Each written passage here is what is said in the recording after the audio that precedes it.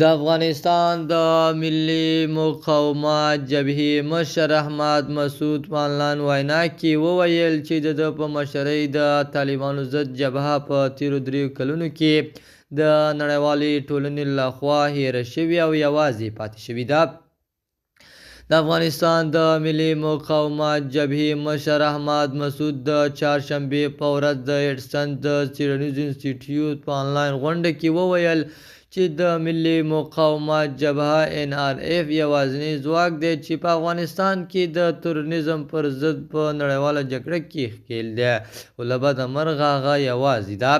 په سلامونو مو ورکړی کوم د AFG نیوز چینل درنو لیدونکو، سلام، ستړي مه شئ، وخت مو په خیر.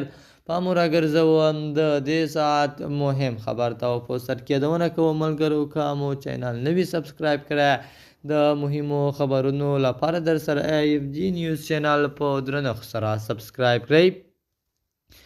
د افغانستان د ملي مقاومت جبهه NRF د احمد مسعود په مشرۍ د دولت له وسلوالو مخالفو ډلو څخه ده چې له تېرو 3 کلونو راهیسې د طالبانو پر ضد عملیات ترسره کړي دي.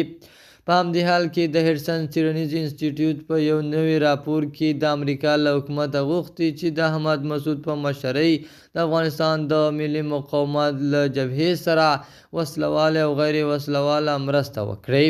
د AFG نیوز چینل درنو لیدونکو، دا زمونږ د دې ساعت چمتو شوی خبر. د نورو مهمو خبرونو لپاره در سره AFG نیوز چینل په درنښت سره سبسکرایب کړئ. تر بیا خیر چارې، د الله په امان.